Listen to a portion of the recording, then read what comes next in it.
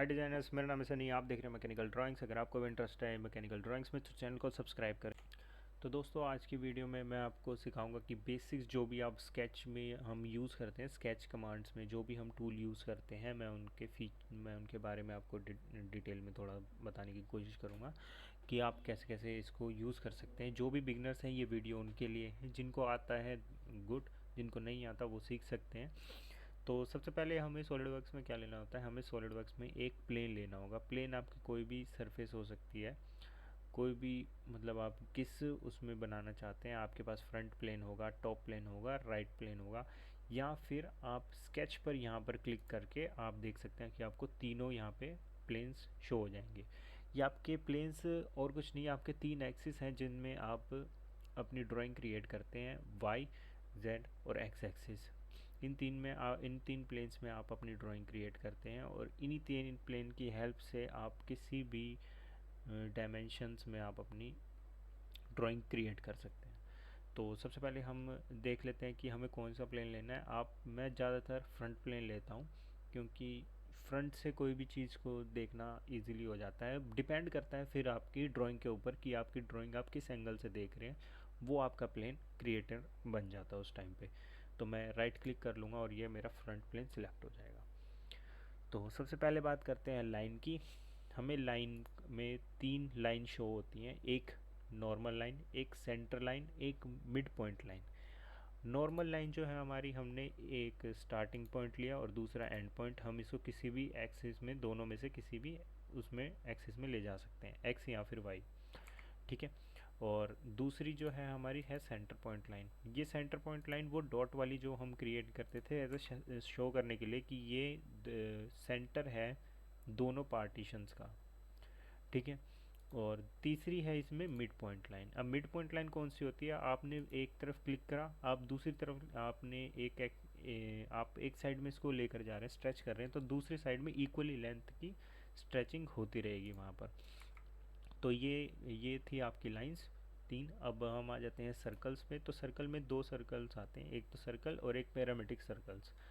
Circle पे हम click करेंगे, हमने कोई नॉर्मल सर्कल पे क्लिक करा, हमने कोई भी एक्सिस पे हमने क्लिक करा या फिर कोई भी लाइंस पे क्लिक करके, और उसको हमें जितना भी रेडियस चाहिए हमने उतना ला के छोड़ दिया।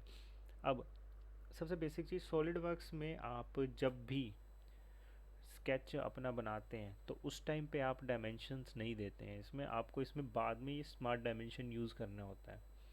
और स्मार्ट डायमेंशन आप बाद में हमेशा यूज़ करेंगे। पहले आपको एक स्केच क्रिएट करना पड़ेगा, एक बेसिक मॉडल क्रिएट करना पड़ेगा कि आपको, मतलब जो आपका पार्ट है वो दिखना कैसा है, व्यू कैसे कर रहा है, वो चीज़।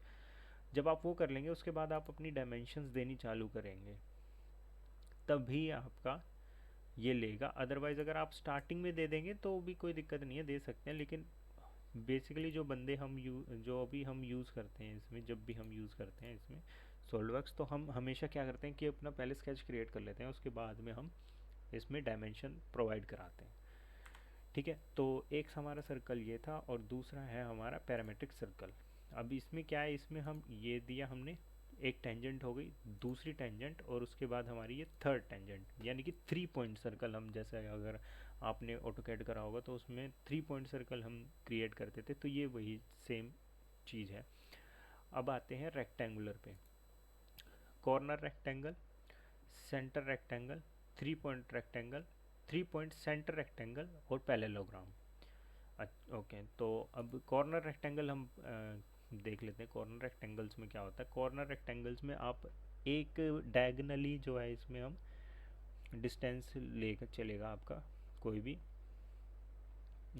जो आपका डायगनली हमेशा हमें देखने को मिलेगा इसमें डिस्टेंस आपका 1 पॉइंट रेक्टेंगल का। आप स्ट्रेच करेंगे तो जो उसके अपोजिट साइड है, जो भी उसका डायगोनल है, उस डायमेंशन, उस डिस्टेंस पे वो बढ़ेगा, ठीक है। तो आपने यहाँ पे लाके क्लिक कर दिया, राइट क्लिक, ये आपका आप रेक्टेंगल हमारा क्रिएट हो गया। अब आते हैं हमारे सेंटर पॉइंट रेक्टेंगल पे। अब आप ये कहोगे कि भाई मेरे को दोनों तरफ, मुझे अगर मैं रेक्टेंगल के सेंटर से अगर मैं देखूँ तो मुझे जैसे ये वाली लाइन है और ये वाली लाइन है, ये मुझे इक्वल लेंथ पे चाहिए, मतलब डिस्टेंस पे चाहिए। ये तो था कि मुझे भाई एक तरफ से ही मैंने यहाँ से कम कर दिया, कुछ मैं आपको दिखा देता हूँ कैसे कह रहा हूँ मैं। मुझे जैसे मुझे ये पॉइंट सेंटर चाहिए। अब मैं इसमें तो ये नहीं ला सकता ना, इसमें ये मूव कैसे कराऊंगा मैं? या तो मेरे को ये रेक्टेंगल, इसके सेंटर पॉइंट और रेक्टेंगल का सेंटर पॉइंट मुझे सेम चाहिए। तो मुझे क्या करना पड़ेगा, सेंटर पॉइंट रेक्टेंगल लेना पड़ेगा। मैं यहाँ मिड पॉइंट पे क्लिक करूँगा और जितना भी मुझे चाहिए मेरा रेक्टेंगल जो है इस पॉइंट के सेंटर पे मेरा रेक्टेंगल क्रिएट होगा। ठीक है, जो हमारा ये पॉइंट है वो पॉइंट और जो हमारे रेक्टेंगल का सेंटर पॉइंट है वो पॉइंट सेम पॉइंट पे होंगे। ठीक है, अब बात कर लेते हैं 3 पॉइंट कॉर्नर रेक्टेंगल्स। अब 3 पॉइंट कॉर्नर रेक्टेंगल कैसे काम करता है? एक पॉइंट कितना भी डिग्री या फिर आपका लेंथ, वो मैं अभी हॉरिजॉन्टल लेके चल रहा हूँ। फिर उसके बाद में आपको डिस्टेंस कितनी चाहिए, लेंथ ऊपर की तरफ यानी कि वाई एक्सिस की तरफ, वो और आपका रेक्टेंगल क्रिएट हो जाएगा। अब बात करते हैं इसी में 3 पॉइंट सेंटर रेक्टेंगल। फर्स्ट हमारा पॉइंट ये था, ऐसे ही हमारे नॉर्मल रेक्टेंगल में हमारा ये पॉइंट था फर्स्ट। ठीक है, और हमारे सेंटर पॉइंट रेक्टेंगल में क्या था, सेंटर पॉइंट रेक्टेंगल में हमारा पहले सेंटर ले रहा था। तो सेम एज इट इज़ इसमें भी होगा, सेंटर पहले लेंगे, उसके बाद कितनी लेंथ चाहिए वो, उसके बाद में कितने विड्थ चाहिए वो हम यहाँ पे प्रोवाइड करा देंगे। That's it. अब बात आती है पैरेललोग्राम की। पैरेललोग्राम की देख लेते हैं भाई। यहाँ करा, लेंथ ली एक पॉइंट, फिर लेंथ, फिर उसके बाद ये करा। अब आप देखोगे कि आप इसको पूरा रोटेट कर सकते हो 360 डिग्री। मैं किसी में भी कर सकता हूँ, लेकिन हम इनको नहीं कर सकते थे। अब मैं आपको दिखा देता हूँ, एक कॉर्नर्स में हम इनको यूज़ नहीं कर सकते ऐसे। ये देखो, आप ऐसे लेके जा सकते हो लेकिन आप इसमें एंगल नहीं दे सकते किसी में भी। हम पैरेललोग्राम में एंगल दे सकते हैं, हम पैरेललोग्राम में एंगल दे सकते हैं। ओके, फिर आते हैं हमारे 3 पॉइंट आर्क, या फिर हम आर्क भी कह सकते हैं। अब इसमें हमारे पास 3 आर्क होती हैं, centre point arc, tangent arc, 3 point arc. Centre point arc होती है हमारी कि हमें वही सेंटर चाहिए, हमने एक सेंटर लिया, उसके बाद हमने रेडियस दिया और हमें कितना आर्क चाहिए वो हमने प्रोवाइड करा दिया। फिर उसके बाद आती है टेंजेंट आर्क। टेंजेंट आर्क, ये पॉइंट लिया, उसके बाद हमें इस पे चाहिए। तो ये जो पॉइंट, ये जो टेंजेंट है इस सर्कल का, ये ओके। तो हमारे पास ये आर्क आ गई, ये वाली। हमें दोनों पॉइंट पे टेंजेंट चाहिए था तो इसलिए इसका नाम है tangent arc. 2 point tangent arc. अगर हमें जैसे कोई भी आर्क क्रिएट करनी है, जैसे कि अभी हमें यहाँ चाहिए था भाई, हमें इसके अराउंड जो आर्क चाहिए वो इसकी डिस्टेंस जितनी चाहिए। अब हम यहाँ सेंटर पॉइंट थोड़ी ना ढूंढेंगे इसका कि भाई सेंटर पॉइंट कहाँ है। तो इजी काम करने के लिए हमें ये 2 पॉइंट आर्क दी हुई है। अब 3 पॉइंट आर्क की बात आ जाती है। तो 3 पॉइंट आर्क मैं आपको दिखा देता हूँ। जैसे 1, 2 पॉइंट और फिर उसके बाद आपका रेडियस जितना भी आप लेना चाहते हो। हम इसमें रेडियस नहीं लेंगे 2 पॉइंट आर्क में। हम 2 पॉइंट आर्क में सिर्फ हम 2 लेंथ डिसाइड कर सकते हैं कि हमारे पास ये लेंथ और ये लेंथ, और थर्ड अपने आप ही वो ले लेगा। लेकिन 3 पॉइंट आर्क में हमारे पास ये फ्रीडम है कि हम यहाँ पर 2 पॉइंट लेने के बाद हम अपना रेडियस भी सेट कर सकते हैं कि हमें कितना रेडियस चाहिए। हमारा जो सेंटर पॉइंट है वो सर्कल का कहाँ डिपेंड करेगा, वो हमारे ऊपर। ओके, फिर आ जाते हैं सेंटर स्लॉट पॉइंट के ऊपर। तो स्ट्रेट स्लॉट जो भी आपने देखा होगा, जब भी हम स्लॉट काटते हैं बोल्ट वगैरह के लिए तो वो ये चीज़ यूज़ होती है। तो इसमें हमारे हैं straight slot, centre point straight slot, 3 point arc slot, centre point arc slot. तो अभी हम पहले स्ट्रेट स्लॉट देखेंगे कि कैसे है स्ट्रेट स्लॉट। तो मैं ले लेता हूँ इसको। हम एक पॉइंट देंगे, फिर उसके बाद सेंटर लाइन क्रिएट होगी। आपको जितनी लेंथ चाहिए आप उतनी लेंथ पे लाके स्टॉप कर दें, और उसके बाद अप या फिर डाउन किसी भी डायरेक्शन में आप लेके जा सकते हैं, लेकिन होनी वो वर्टिकल चाहिए लाइन, तभी आपका सर्कल जो है क्रिएट होगा। अब मेरे को इतनी थिकनेस बहुत, मैं छोड़ रहा हूँ इतनी थिकनेस पे बस, तो ये आपका स्लॉट क्रिएट हो जाएगा। अब centre point straight slot, sorry for, मेरे को थोड़ा हेजिटेशन सा था उस टाइम पे। ओके, तो अब बात कर लेते हैं उसको। ओके, ये मैंने कर्सर छेड़ दिया था तो वो रोटेट हो गया, 3D व्यू में चला गया था। तो अब हम क्या करेंगे, अब हमें चाहिए, आपने देखी यहाँ पे सेंटर पॉइंट लाइन देखी थी ना, मिड पॉइंट लाइन यहाँ पे, तो वही सेम चीज़ हमारी यहाँ पर भी है। हम इस पर क्लिक करेंगे, हम सेंटर बनाएंगे इसका स्लॉट का, और उसके हम बाद हम एक डायरेक्शन में लेके जाएंगे, सेकंड डायरेक्शन में आपकी ऑटोमेटिकली यहाँ पे जो है क्रिएट हो जाएगी। जितनी मैं डिस्टेंस एक डायरेक्शन में लेके जाऊंगा उतनी ही डिस्टेंस इक्वली है मेरी दूसरी तरफ भी क्रिएट होगी। उसके बाद मैं क्लिक कर दूंगा और मैं यहाँ पर डायमेंशन दे दूंगा। ये तब आपकी यूज़ होती है सेंटर पॉइंट वाली, कि आपको एक डायरेक्शन पता है, आपको दूसरी नहीं पता, और आपको सेंटर पॉइंट में चाहिए ये, तो आप मेट नहीं लगाना चाहते, आपका में आप काम नहीं बढ़ाना चाह रहे हो, आप बार बार मेट थोड़ी लगाओगे उस काम को करने में। तो इसलिए ये क्रिएट की गई है कि आप अपना सेंटर वहाँ पर लगाएं और उस लाइन पर स्लॉट काट दें। तो ये उसके बाद 3 पॉइंट आर्क स्लॉट। अब 3 पॉइंट आर्क स्लॉट में क्या है, 3 पॉइंट आर्क स्लॉट में जैसे हमने ये 3 पॉइंट डायमेंशन देखे, 3 पॉइंट आर्क देखी थी ना, ऐसे ये है, एक पॉइंट, फिर दूसरा पॉइंट, फिर उसके बाद आर्क जितनी देनी है उतनी आर्क दे दो, फिर ये जो आर्क की थिकनेस है ये बढ़ेगी, जैसा कि अभी शो हुआ। हमें भाई, हमें स्ट्रेट में तो मिल गया, अब हमें सर्कुलर में चाहिए, तो हम कैसे काटेंगे, तो हमारे सर्कुलर में कटिंग के लिए ये वाला ऑप्शन आप यूज़ कर सकते हैं, 3 पॉइंट।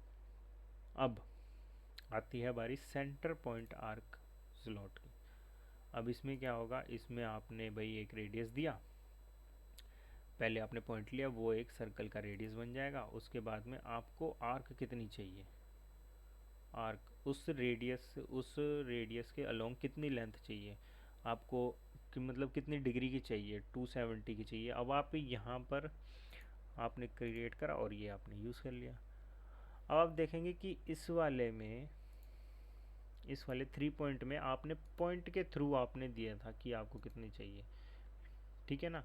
लेकिन अगर आपको डिग्री में क्रिएट करना है कि भाई मुझे डिग्री चाहिए, मेरे को 270 डिग्री में कटिंग चाहिए स्लॉट की, तो वो आप उसमें आप ये यूज़ कर सकते हैं, उसमें आप सेंटर पॉइंट आर्क यूज़ कर सकते हैं। अगर आपको ये कोई डायमेंशन नहीं दिया हो, बस उसमें आर्क दी हुई है कि मुझे 180 डिग्री की आर्क चाहिए, तो आप एक, या तो ये भी यूज़ कर सकते हैं, ये भी यूज़ कर सकते हैं। उसमें आपको फिर एक आपको मेजरमेंट आपको खुद देखनी पड़ेगी कि मेरी लेंथ कितनी जा रही है, उस लेंथ के अलोंग फिर आप अपना रेडियस क्रिएट कर सकते हैं। ये देखें, लेकिन इसमें आपको डिग्री नहीं दिखेगा। अगर आप डिग्री देखना है स्लॉट की तो फिर आपको सेंटर पॉइंट आर्क लेनी पड़ेगी, ठीक है।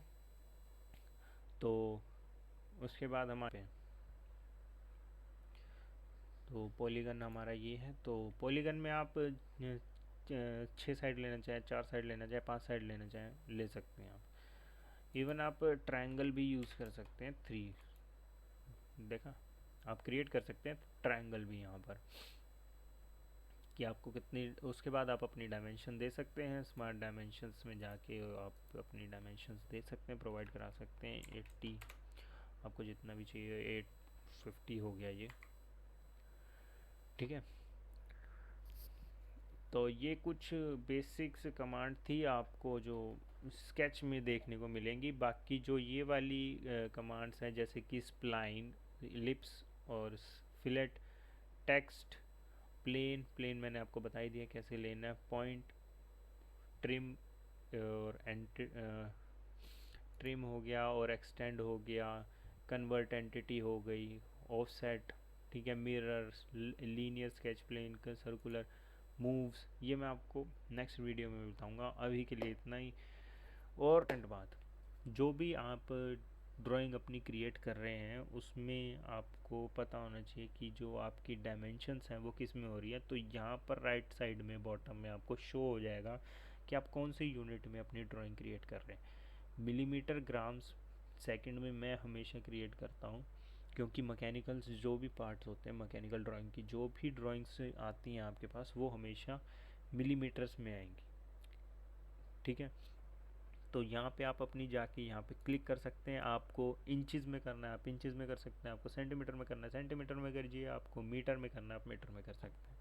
मैं हमेशा मिलीमीटर रखता हूँ, मेरी जितनी भी ड्राइंग्स होंगी आपको मिलीमीटर में शो होंगी।